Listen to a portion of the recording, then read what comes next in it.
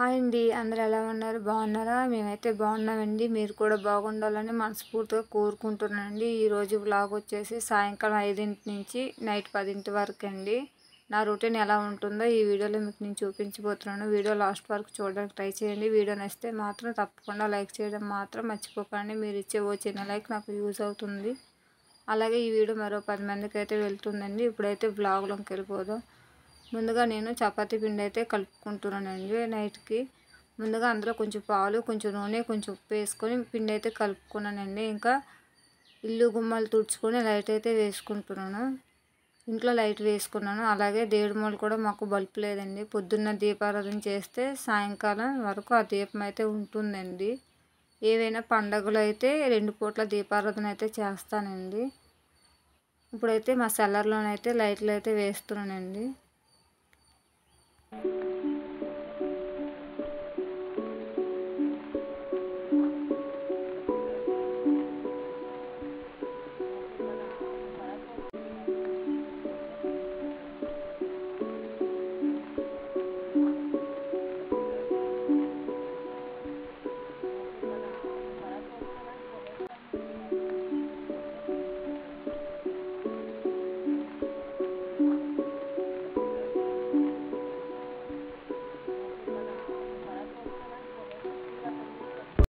చపాతీలు పాముకోవడానికి కోసం పిండి కింద వలకుండా ఇలాగ ఒక న్యూస్ పేపర్ అయితే వేసుకున్నానండి.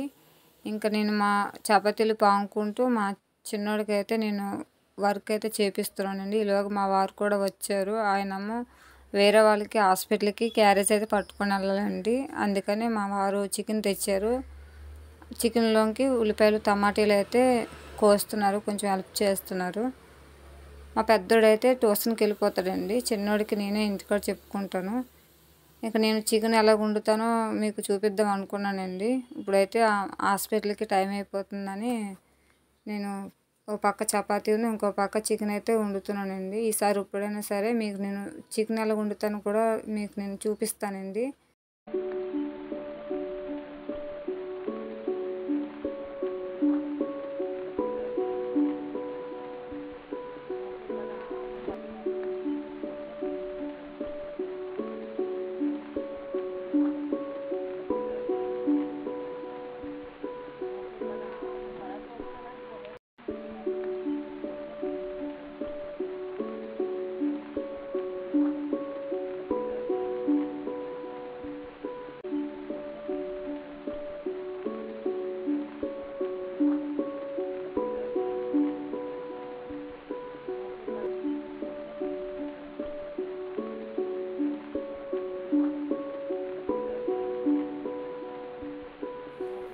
ఎప్పుడైనా మేము చపాతీ చేస్తే చికెన్తో చాలా బాగుంటుందండి. అందుకనే మేము ఎక్కువ చికెన్తోనే చపాతీ తింటాం. ఈలోగా నేను వంట అయ్యేలోగా మా పెద్ద బాబు అయితే వచ్చేసాడు.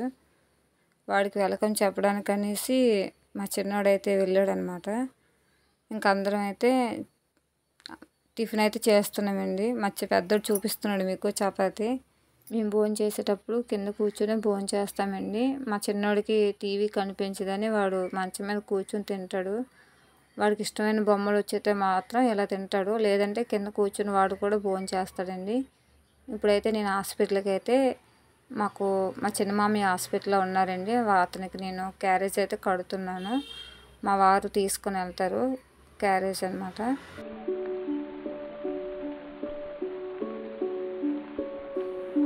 ఇంక మా వారు అయితే భోజనం చేసిన తర్వాత హాస్పిటల్కి అయితే క్యారేజ్ అయితే పట్టుకొని వెళ్తున్నారు. ఈ నైట్కి అయితే ఆయన అక్కడే ఉంటారు. మా పెద్దోడు మా వారికి బాయ్ చెప్తున్నారు. ఇంక మా వారు వెళ్ళిన తర్వాత నేను భోజనం చేసి ఇంకా నైట్ ఉన్న గిన్నెలు మొత్తం తోమేసుకొని ఇలా బొట్టలు అయితే పెట్టేసుకున్నానండి. ఇది వచ్చేసి పౌర్ణమి రోజు అండి తీసాను వీడియో, ఇందులో పెట్టాను అనమాట ఈరోజు. ఇంకా నేను లైట్లు ఆపేసి గేట్ అయితే వేస్తానండి. గేట్ వేసిన తర్వాత మా పిల్లలు అయితే పడుకుడిపోయారు. మా వంటగది అయితే ఇలా నీట్గా సర్దేసుకున్నానండి. ఈరోజైతే స్టవ్ అయితే క్లీన్ చేయలేదండి. కొంచెం బాగానే ఉందనేసి క్లీన్ చేయలేదు. మామూలు పైన తుడిస్తాను.